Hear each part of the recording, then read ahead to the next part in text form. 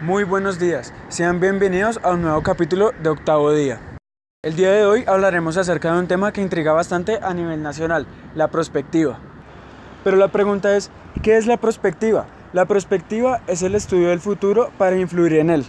El día de hoy queremos dar a conocer la idea a la que hemos llegado, teniendo en cuenta aspectos del pasado, del presente y del futuro, y además apoyándonos en expertos sobre el tema. Bueno, ya llegados a este punto tenemos que responder la pregunta de dónde venimos. Es por eso que nos vamos a remontar al siglo XIX, más específicamente a la mitad, donde Colombia tenía como principal actividades económicas la explotación de minas y de la agricultura. Pero ¿qué pasó?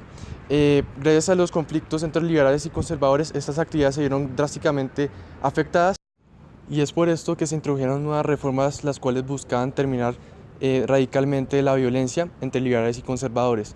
Esta serie de reformas introdujeron a la Constitución de 1853, la cual tenía como principales ideas conceptos liberales como separar la Iglesia del Estado, la federalización y la abolición de la esclavitud. En las siguientes décadas la economía seguía creciendo de manera constante.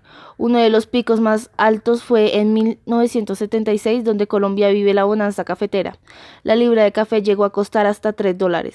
En la década de los 80 y 90, Colombia vivió una de las épocas más sanguinarias de todo el siglo XX, ya que creció de manera casi inexplicable el narcotráfico con los principales cárteles en Medellín y Cali. Además, para aumentar la violencia, aparecieron grupos al margen de la ley como las FARC o el M-19, los cuales tenían como obra principal colocar bombas en cualquier ciudad del país para hacerse sentir. Esto contrajo retraso en todas las ciudades de Colombia, como lo fue la disminución en la inversión extranjera. A nivel social se vio afectada la integridad de las personas, debido a que la gran mayoría de las actividades cotidianas podía representar un alto riesgo. Esto creaba un sentimiento de terror en las personas, por lo cual preferían ni salir de su hogar. En 1991, el presidente de turno, César Gaviria, lanzó el programa de internacionalización de la economía, asimismo con una nueva constitución. La economía y la política cambiaron. Bueno, ya habiendo analizado los aspectos importantes del pasado, ahora nos vamos a enfocar en la actualidad. Pero para ello vamos a empezar hablando de la economía. ¿Cómo está actualmente Colombia económicamente hablando? Según datos del DANE, en el primer trimestre del 2018, el PIB aumentó el 2.2% con respecto del año pasado en el mismo periodo. ¿Pero esto qué quiere decir? Esto quiere decir que la economía colombiana está creciendo, pero no es solo con crecer, sino es mantenerse ahí. Pero ¿la economía colombiana sí se puede mantener ahí? Esa es la pregunta clave. Según el histórico de la economía, sería que no, pues porque siempre estamos en altos y bajos. Una manera muy buena muy efectiva de hacer que la economía se siga manteniendo así como está en este momento, es que se empiece a apoyar la economía nacional y las empresas locales, como lo hizo Corea en el siglo pasado, que en el siglo pasado Corea no era conocida mundialmente, no era una potencia mundial, pero cambió su economía y empezó a apoyar la industria nacional y con eso ya logró un gran reconocimiento. Claramente, solo cambiando las políticas económicas, Colombia no va a mantener, toca cambiar más cosas. Una de esas muy importantes es cambiar la mentalidad de las personas. Toca cambiar el individualismo que nos caracteriza a la gran mayoría de todos los colombianos. Ese individualismo que nos hace pensar primero en nosotros, luego en nosotros y siempre en nosotros. Toca empezar a mirar el interés común sobre el interés personal, y esto lo podemos ver claramente en casos de corrupción o simplemente en casos de la universidad, como la copia en muchas evaluaciones. Toca cambiar esa mentalidad. Cuando cambiemos esa mentalidad, cuando cambiemos la barrera del individualismo, ahí ya vamos a poder crecer no tanto económicamente, sino más como sociedad. Centrándonos en las empresas actuales, podemos observar y concluir que la gran mayoría de las empresas, tanto a nivel internacional como nacional, no les interesa tener una competencia leal y honesta. con tal de tener más ganancias y reconocimiento sin importar las consecuencias. Esto lo podemos observar en la serie Dirty Money en el año 2018, en la cual empresas reconocidas mundialmente como Volkswagen, que solo por obtener más ventas insertaron en todos los autos un aparato que diría que se estaba emitiendo cierta cantidad de gas, el cual era perjudicial no solo para las personas sino para el medio ambiente. La propaganda de dicho auto era que en realidad supuestamente no debía contaminar, de hecho contaminaba mucho menos que cualquier auto, pero la realidad era que contaminaba más que cualquiera. Así que lo que podemos observar es que ellos mintieron con tal de generar más dinero sin importar las consecuencias de sus actos, por lo cual más adelante tuvieron que retractarse. Otro ejemplo es el de las farmacéuticas en Estados Unidos, los cuales empezaron a subir el precio desaforadamente de medicamentos esenciales para muchos pacientes, sin razón alguna. Asimismo, varias entidades financieras las cuales prestaban dinero a toda la población estadounidense. En la parte del contrato no decía de manera clara la verdad en el tema de las cuotas ni de los intereses. Asimismo, podemos ver el caso de Donald Trump, el presidente actual de Estados Unidos, ya que con solo invertir en la publicidad engañosa ganó las elecciones presidenciales en Estados Unidos. Con esto podemos concluir que en este momento las empresas no les importa engañar a todos sus clientes con tal de que sean las corporaciones con más ventas de todo el mundo. Ahora, les presentaremos las entrevistas que hemos podido realizar para llegar a una conclusión de cómo creemos que será Colombia en el futuro. Primero tuvimos la fortuna de contar con el tiempo del decano de la Facultad de Administración de Empresas de la Universidad Externado de Colombia, que nos ayudó a expandir nuestras ideas. Ahora veamos cómo fue la entrevista. Hola, buenas tardes. Hoy nos encontramos con el doctor Alejandro Beltrán, el decano de la Facultad de Administración de Empresas. Doctor, tenemos varias preguntas sobre la perspectiva de cómo ve a Colombia. Entonces, una sería, ¿cómo impactaría el desarrollo de la inteligencia artificial a la economía, tanto en su sentido de sistema de producción, distribución y consumo de bienes y servicios? Yo creo que la va a impactar directamente y en algunos casos positiva y en los otros negativamente. Para el caso de las grandes empresas va a significar el desplazamiento de mano de obra.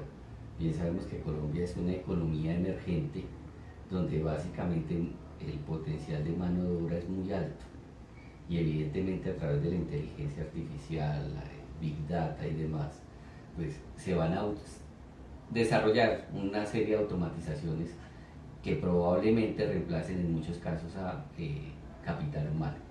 Ese va a ser un impacto directo que vamos a ver y se va a experimentar especialmente en las grandes empresas.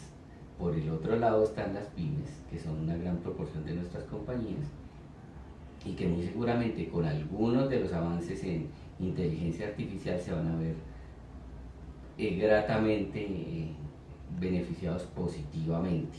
¿En qué medida? Van a constituirles sistemas de información que les va a poder tomar decisiones rápidamente y esto les va a asegurar el que puedan reaccionar y adaptarse más rápido al mercado. Listo. La siguiente pregunta sería, ¿qué industrias o sectores del mercado sobrevivirán o tendrán mayor rentabilidad en el futuro? Yo creo que todos los sectores de la economía se van a ver seriamente afectados. Un sector financiero, por ejemplo, nuevas alternativas, nuevas innovaciones van a llevarlo a que surjan nuevos modelos de negocios y ahí cambiarán la rentabilidad.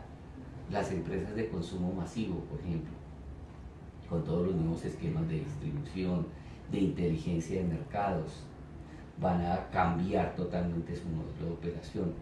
El cambio que va a experimentar el consumidor natural de cualquier servicio o producto, con información, con nuevas alternativas de suministro, pues evidentemente van a llevar a que toda la gran mayoría de negocios cambien.